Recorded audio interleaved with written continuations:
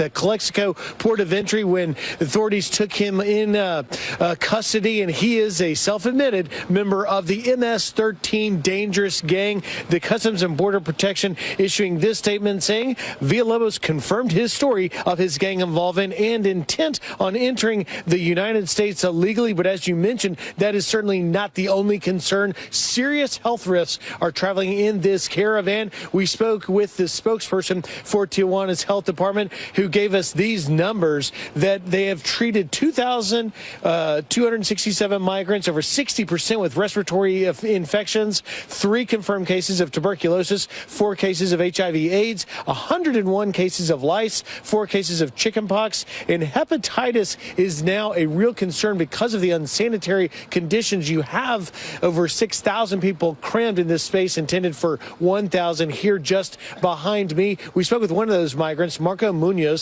from Honduras, who's seeking asylum, and he says that he feels like he was lied to from the organizers from the beginning, and he's worried we're reaching a breaking point. Listen. They lied to us from the beginning.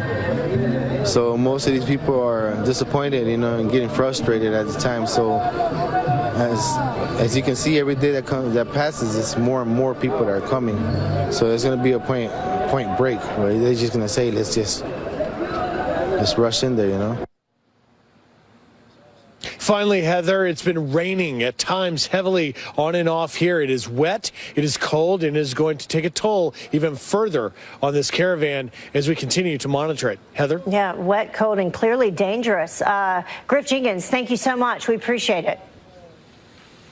Well, in other news, another story that we've been following for you, we now can tell you the names of the 3 U.S. Special Ops troops killed on the deadliest day in Afghanistan this year. Army Captain Andrew Ross, Army Sergeant First Class Eric Emmond, and Air Force Staff Sergeant Dylan Elchin died after their vehicle hit an explosive. 3 other American soldiers and a contractor, they were also injured near Kabul. 12 American heroes have died in Afghanistan this year.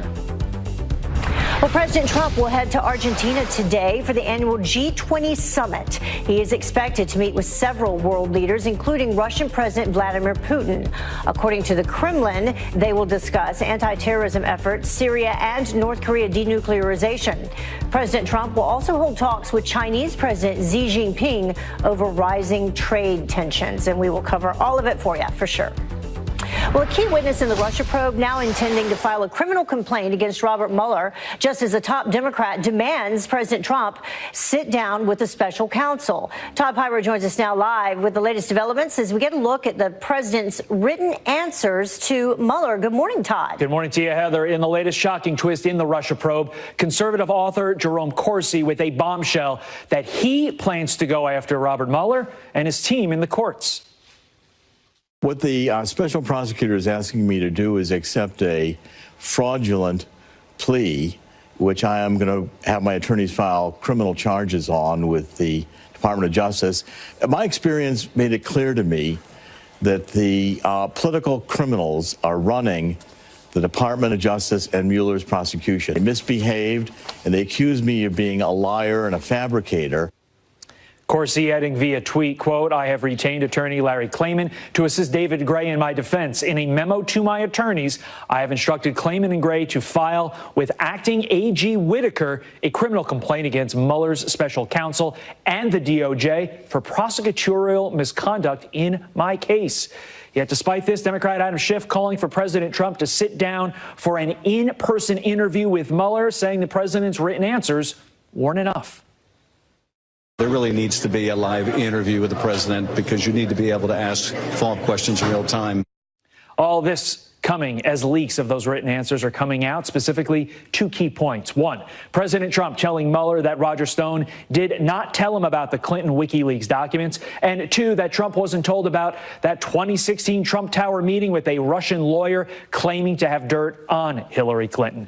As you might imagine, the president had something to say about all this, tweeting, while the disgusting fake news is doing everything within their power not to report it that way, at least 3 major players are intimating that the angry Mueller gang of Dems is viciously telling witnesses to lie about facts and they will get relief. This is our Joseph McCarthy era. So what about Paul Manafort, you ask? Well, there are reports that Manafort reportedly gave untruthful statements to Mueller about his relationship with a Ukrainian associate, leading to the end of his plea deal, also leading to the president saying a pardon for his embattled former campaign manager is, quote, not off the table. That's a lot to pack into 2 minutes, Heather. It sure is. But you covered it all for us. And we're going to talk more about it coming up. Okay. Thank you so much, Todd. Right. Well, Stormy Daniels calling out her attorney, Michael Avenatti. She claims that he filed a defamation lawsuit against President Trump without her permission. Daniels also telling the Daily Beast that he started a second crowdfunding site for her legal expenses without telling her. Avenatti says that she started the new campaign to cover legal fees because most of the money so far has gone to her security. Daniels has not decided if Avenatti will still represent her. Well, Nancy Pelosi is one step closer to becoming House Speaker. Democrats voted behind closed doors yesterday to nominate her for the job. The final tally, 203 to 32. Some of those Democrats opposed her nomination in recent weeks, saying that they want fresh leadership. Now, Pelosi will need 218 votes when the entire House meets. That will be in January to officially regain the title. And the Senate is set to hold a tense confirmation vote on one of President Trump's judicial nominees today. Thomas Farr is facing some stiff resistance from Senate Democrats who claim that he's hostile to union voter rights, amongst some other things. Meanwhile, the Senate Judiciary Committee canceled votes on nearly 24 other nominees. All of this is going on amid outgoing Republican Senator Jeff Flake's pledge to oppose all court picks until he gets a vote on a bill to protect Special Counsel Mueller. More on that coming up. But in the meantime, how about this? It is beginning to look a lot like Christmas. 3, 2, 1. Beautiful. The Rockefeller Center Christmas tree all lit up and topped with a 9-foot Swarovski star made of 3 million crystals. And then in Washington, the president and the first lady taking part in the 96th annual National Christmas Tree lighting. The 28-foot blue spruce is decorated with ornaments from every state and territory. So I guess it is officially Christmas time. Well, the time now, though, is about 9 minutes after the top of the hour, and Republicans blocking another bill to protect Special Counsel Robert Mueller as President Trump lashes out against the Russia probe. So what happens next on Capitol Hill? We'll talk about it up next.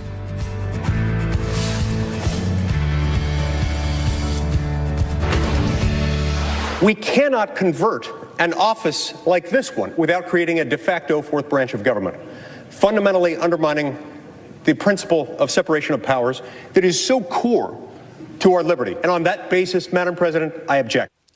A second attempt by some of President Trump's top critics to protect Robert Mueller's probe is shot down yet again after Republican Mike Lee takes the Senate floor, objecting to the bill's unconstitutionality. Here now to react is the former chief of staff for Senator Lee, Boyd Matheson. Thank you very much for joining us so early this morning. We appreciate it. You bet. So the first time around, Senate Majority Leader Mitch McConnell blocked this. This time, your former boss did so. What do you think about it?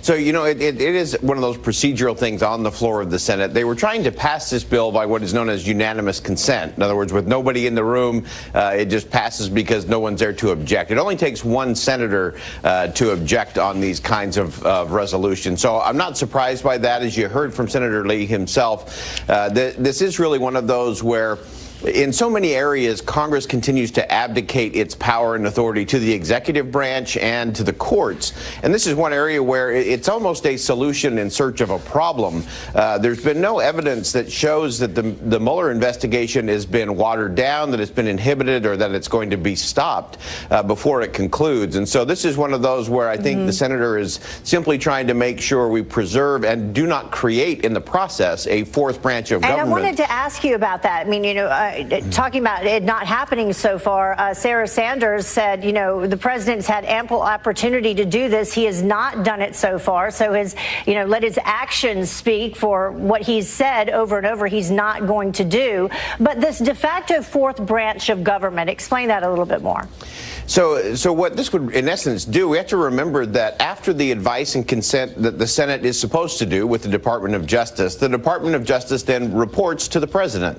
And so setting it up as this quasi-fourth branch where it's kind of independent of everything else is just bad precedent. And this is also one of those where I think it represents really the worst of what happens here in Washington, and that is we create this fake fight and then we present this false choice. I haven't seen any evidence anywhere that shows that the president is ready to shut this thing down or is in the middle of it trying to stop things from happening. And so I think everyone needs to exhale just a little bit, let this play out. I think Mr. Mueller is going to get his work done. He's going to issue his report, and then everybody should step forward and move on. Well, a lot of those who are pushing for this move point to some of President Trump's tweets, and lately there's been a lot of them. Here's one that he sent out yesterday saying that while the disgusting fake news is doing everything within their power not to report it that way, at least 3 major players are intimating that the angry Mueller gang of Dems is viciously telling witnesses to lie about facts and they will get relief. This is our Joseph McCarthy era. And we just had Todd Pyro in here earlier reporting about it, saying that, the very latest Jerome Corsi is filing a criminal complaint saying just that they're trying to force him to lie. So I think what we have to do, though, is we have to separate the rhetoric from the policy and the procedures. And it's very easy to conflate all of those and lump them into one big thing. But again, there's nothing that shows that anything has changed, nor has there been any evidence come out in terms of any kind of collusion or any of the other things that Mr. Mueller is supposed to be investigating anyway. And so everyone has to just exhale a little bit, step back. This is not a national crisis moment because I think Mr. Mueller is going to do his job the way he's supposed to. It's the reason he has the job. And I don't think any tweet from the president is going to impact how he does that job. And again, everyone just needs to exhale.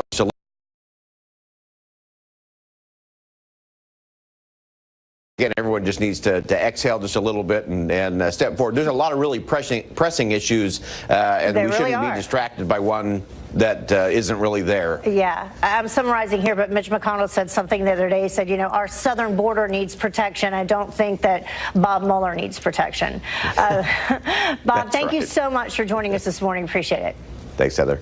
Well, the time now is about 17 minutes after the top of the hour, and Google accused of illegally tracking millions of users worldwide. Cybersecurity expert Lisa Garber here to break down what this means for you and your privacy, and she is here live.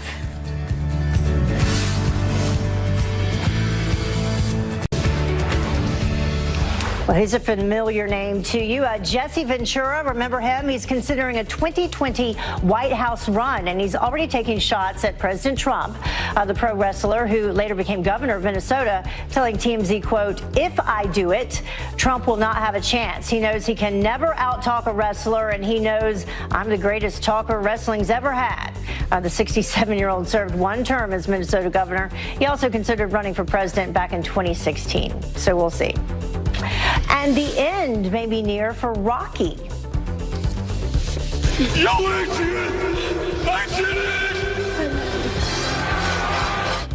Coming off the release of Creed 2, actor Sylvester Stallone posting in part on Instagram, quote, though it breaks my heart, sadly all things must pass and end. Rocky will never die because he lives on in you.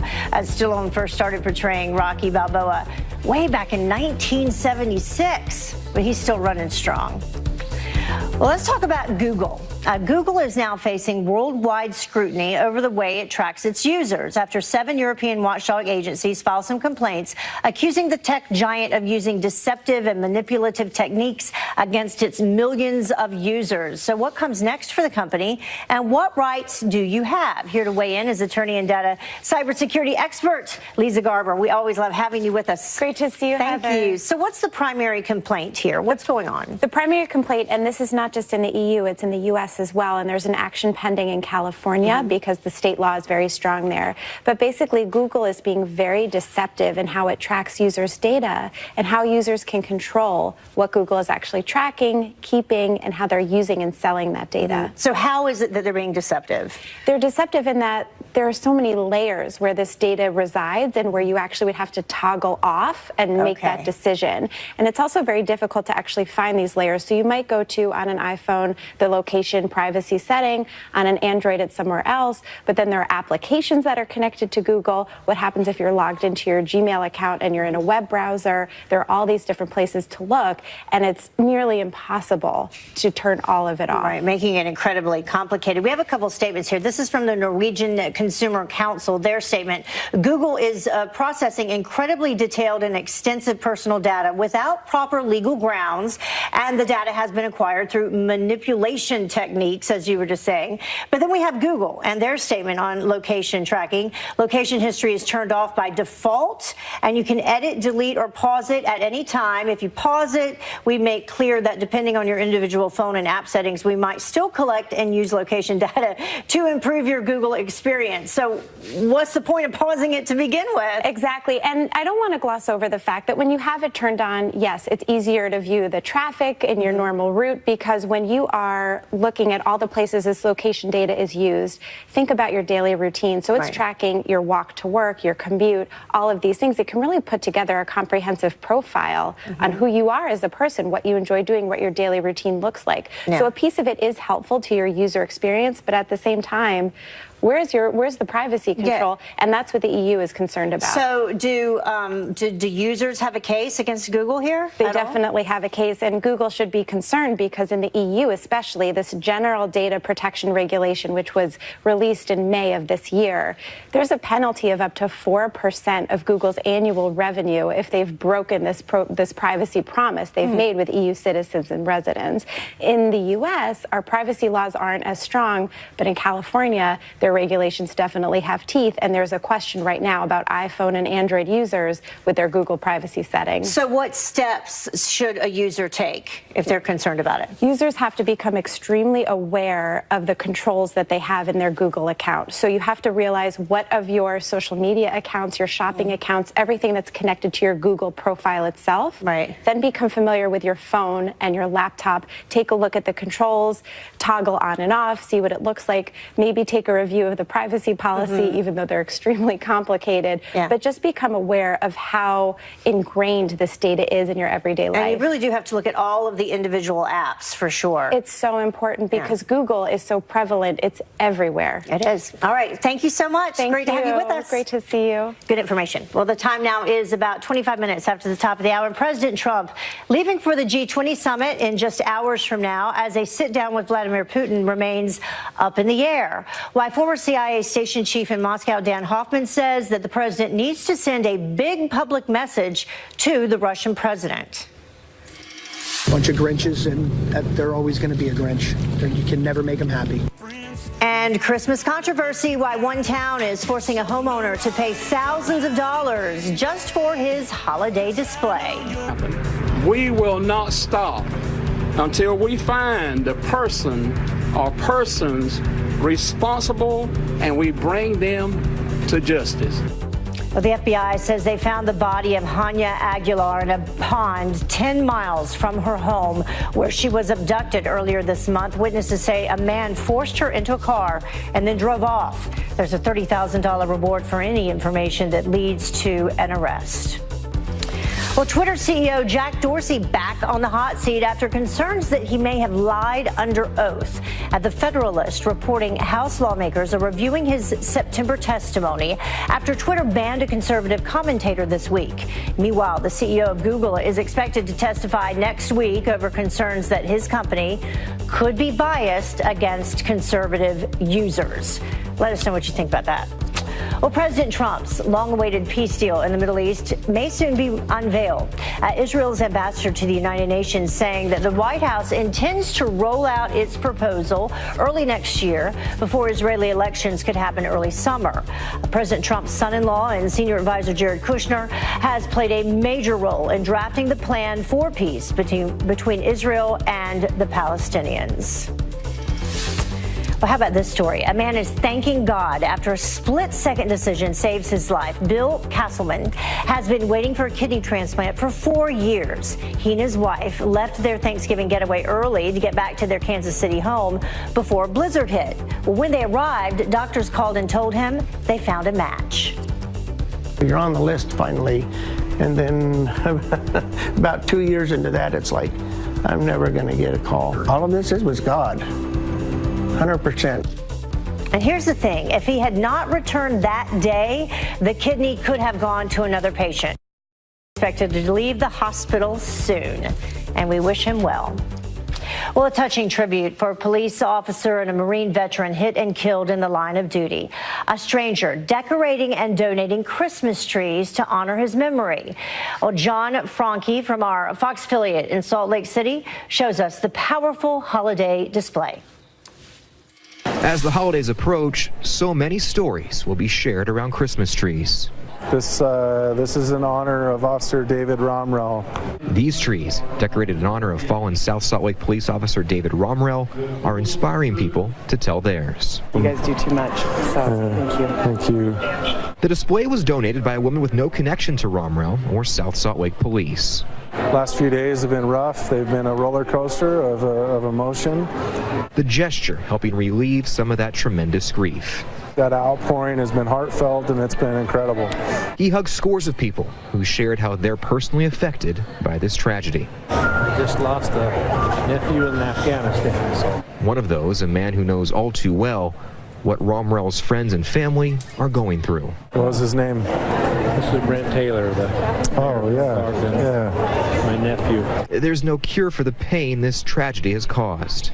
Just reminds you of what's important in life. Absolutely. But in this dark time, these trees offering a glimmer of light and hope. We definitely had, unique bonds that I served in the Marine Corps before I got into law enforcement. Helping strangers heal together. It's my privilege. Well, the Kremlin now confirming that Vladimir Putin will meet with President Trump on Saturday after the president hinted that he may cancel over Russia's clash with Ukraine near the Black Sea. Should he confront Putin over Russia's brazen attack on one of our allies? Here to weigh in, former CIA station chief who has served in Moscow, Iraq, and Pakistan, for our Fox News contributor, Daniel Hoffman. Thank you so much for joining us. We appreciate it. Good morning. So we mentioned that President Trump hinted that he may not have this meeting. Here's what he said. Maybe I won't even have that meeting. I don't want that aggression at all. So should he have the meeting or not? Well, I think he should have the meeting. Let's remember that Russia fired upon and seized 3 Ukrainian vessels in violation of international law and a bilateral treaty between Russia and Ukraine.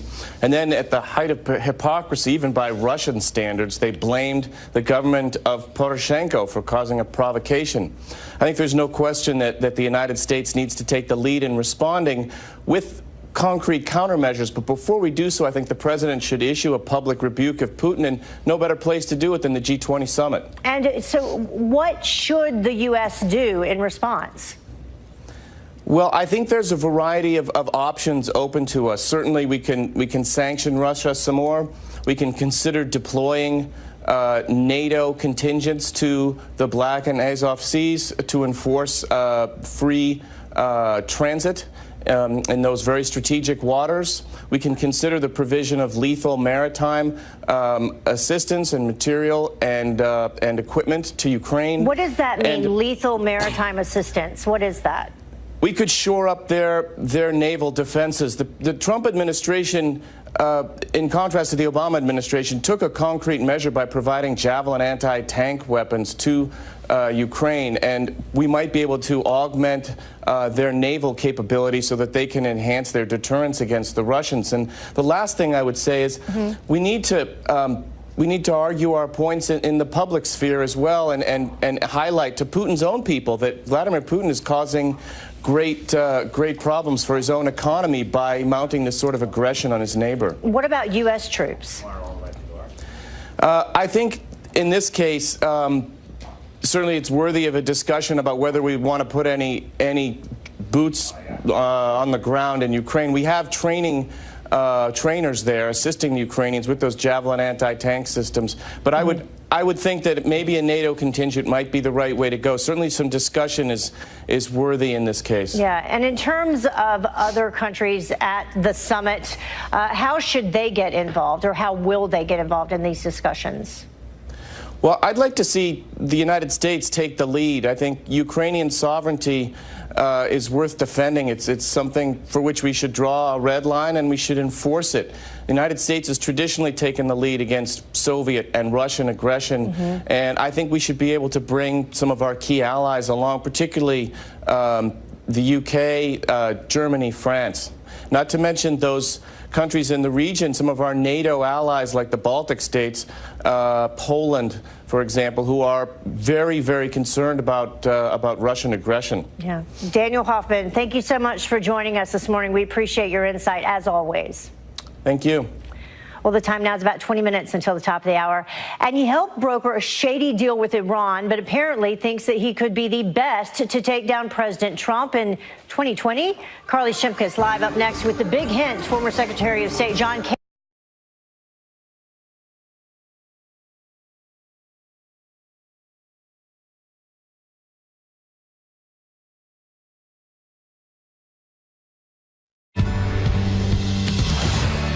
Welcome back. He helped broker a shady deal with Iran, but apparently thinks that he could be the best candidate to take down President Trump in 2020. I said I'm not going to eliminate, I'm not taking anything off the table. I haven't been running around to the most obvious states, laying any groundwork or doing anything. Yeah, I'm going to think about it. I've said that point blank. Carly Shimkus with Fox News Headlines, 24/7 Sirius XM 115. Here with reaction to the potential run from former Secretary of State John Kerry. Good morning. Hey, good morning, Heather. So the former presidential candidate may be interested in throwing his hat back in the ring, saying issues like climate change and foreign policy are too important for him not to consider it. Now, Kerry adding his name to an already large pool of people, including Bernie Sanders, Joe Biden, and Beto O'Rourke, and this becoming a major talker on social media. One Twitter user wants him to take his name off the table. Another Twitter user, Ed, says, well, pretty much everyone is running for president in 2020. And Liz also chiming in saying, appreciate the help, but let's get someone new. President Trump actually encouraged Kerry to run in September, suggesting on Twitter that he would be easy to beat. Yes, he has suggested several names for them. Let's talk about the White House Christmas decorations, because I think they're beautiful. Okay.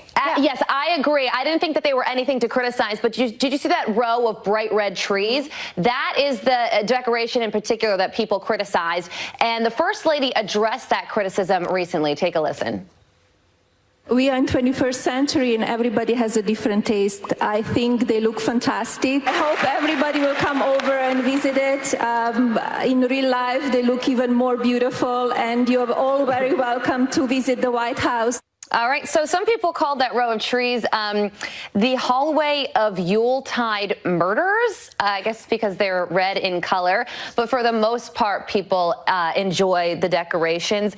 Jeff saying they look absolutely perfect. And then another Twitter user chiming in saying, once again, our First Lady shows her elegance, poise, and character. So some high praise along with I don't know. A lot of people saying it's also just another example of no matter what happens, they'll have some sort of criticism. Bingo. Well, let's talk about the Arizona Cardinals, Larry Fitzgerald honoring John McCain. Yeah, that's right. So he has a special pair of cleats that he's going to wear this coming weekend, and they honor both John McCain and Pat Tillman. This is part of the My Cleats, My Cause initiative that the NFL runs every year.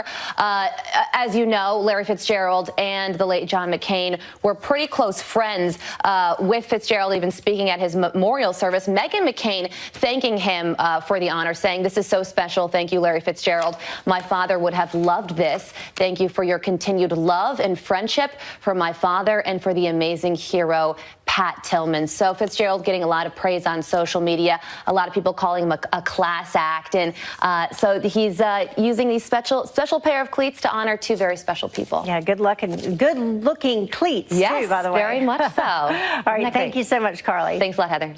Well, coming up, sliding booming sales, how Dick's Sporting Goods gun ban just backfired big time. Plus, President Trump ready to reach across the aisle on some key issues.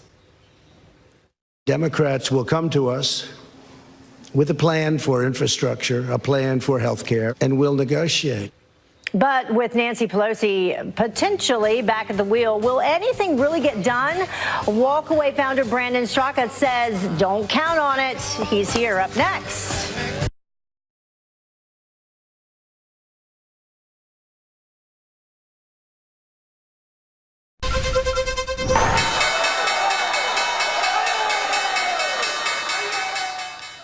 Well, a big comeback on Wall Street after the Dow spikes more than 600 points. Tracy Crosco from our sister network, Fox Business, joins us with what sparked the surge. Good morning. Good morning, Heather. Yes, we saw stocks surging yesterday following Fed Chairman Jerome Powell's comments yesterday about the interest rates. He said that they are close to neutral. Now, a close to neutral interest rate means that inflation is stable, that the economy is on a sustainable path.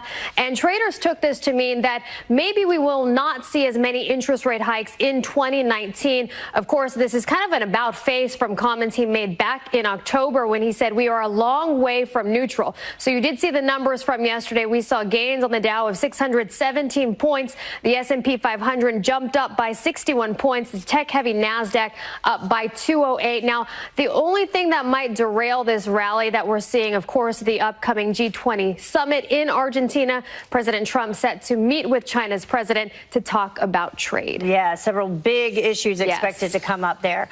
Let's talk about Dick's Sporting Goods. Warning about a gun policy. There's a backlash big time for them, though. Yes, sales at Dick's Sporting Goods have dropped in the last 3 months.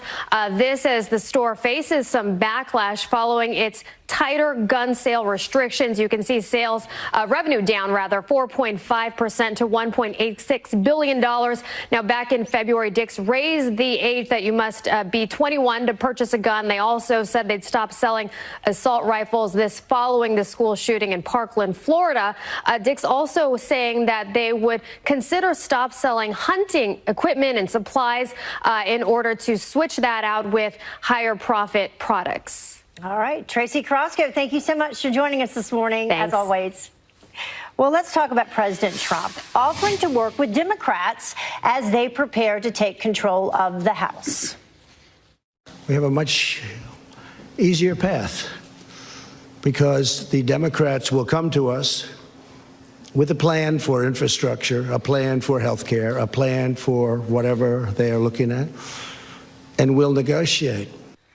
But are Democrats interested in anything but resistance? Brandon Straka is the founder of the #Walkaway campaign, and he joins us again. Nice to have you back with us. Great to be back. Thank you. So what about that? I mean, Donald Trump, the art of the deal, he's a deal maker at heart, but he has to have the other side of the aisle willing to negotiate. Do you think Democrats are willing to do that? Sadly, no. I don't think that they're willing to do that. Again, it's like a broken record. Resist, resist, resist. And it doesn't matter what the man puts forward. Here he is offering, let's have bipartisan support on certain of these issues that are good for all Americans. I mean, many of them aren't even controversial. But Democrats want to resist because it's about demonizing this administration again and again. Let's talk about some of those specifically. We can bring up immigration, ways that he's been willing to work across the aisle, some examples of backed compromise bill. He offered DACA path to citizenship. He offered, to negotiate on the border wall funding. Right. Well, again, I mean, immigration is an issue where Democrats, I think, have gone completely off the rails and stayed completely off the rails. But they weren't off the rails on it when President Obama was in office. Right. Well, it's been politicized. It's been politicized. And unfortunately, I think a lot of this stems back to the media and the media narrative on the left that comes out about this, where race has really been weaponized in this country. And so it's not about safety and security, which is what conservatives have been pushing for a long time. That's all this president wants for us is safety and security. That's what conservatives want. Yeah. But liberals and Democrats have framed this issue as racist, as bigoted to have border security. But America We have more immigrant population in this country than any other country. America's a notoriously generous country. But again, you know, it all really comes down to demonizing the administration. Yeah, and demonizing. Let's listen. I do want to pull this up. Nancy Pelosi and Chuck Schumer, just a couple of things that they had to say. Some examples. Listen to this.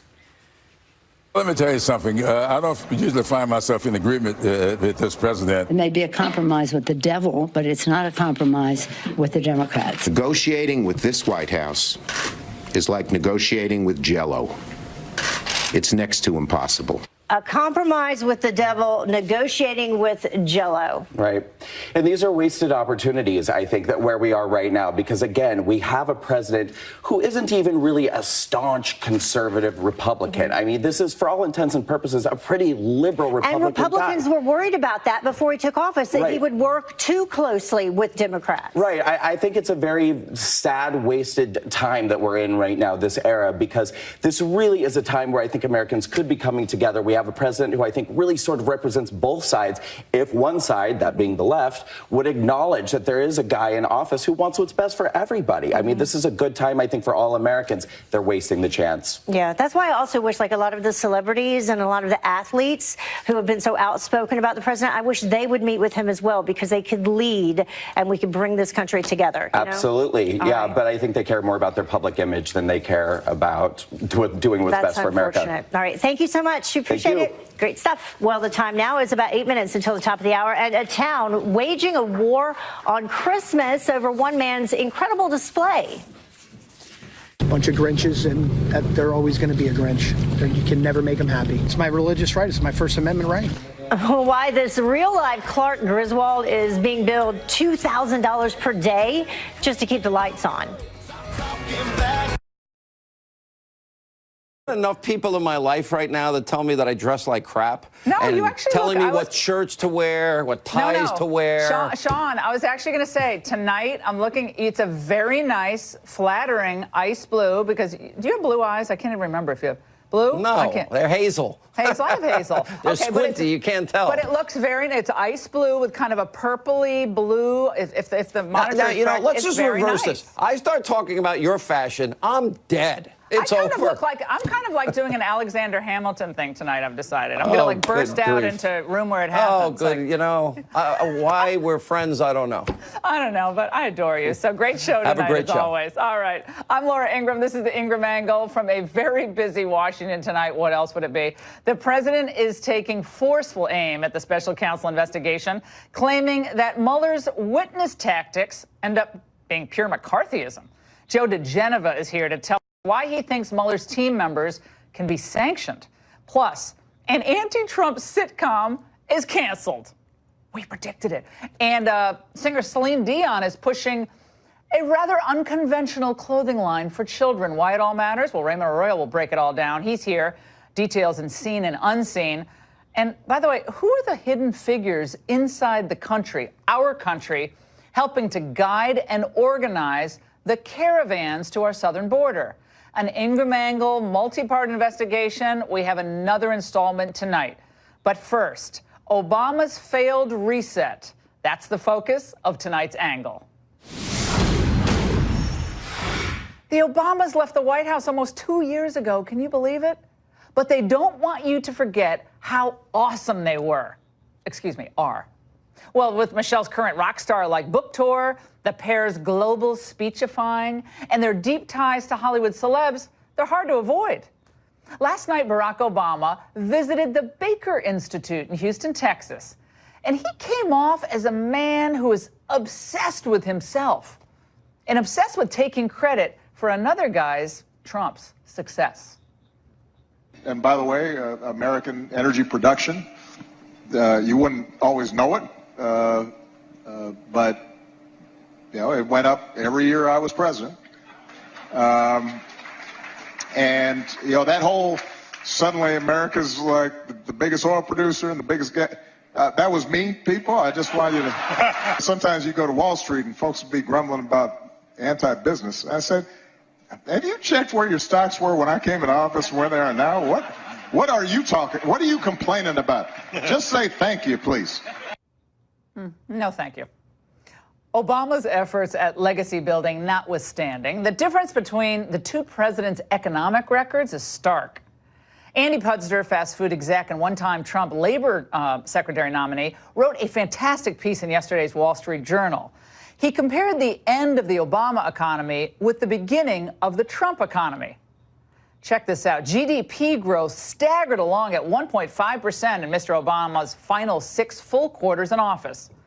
But growth doubled to 3% during Mr. Trump's first 6 full quarters. The increase in jobs openings over Mr. Trump's first 21 months has averaged an impressive 75,000 a month. But over Mr. Obama's last 20 months in office, the number of job openings increased an average of 900 a month. Ooh. Well, during Mr. Obama's last 21 months, the number of employed Americans increased, not bad, an average of 157,000 a month. But under Mr. Trump, the increase has accelerated to 214,000 a month, a whopping 36% improvement. Unbelievable. Well, on top of that, we all know other facts, right? There have been record low African-American, Latino unemployment, credible rise in small business applications, and totally jacked up consumer confidence. You get the point.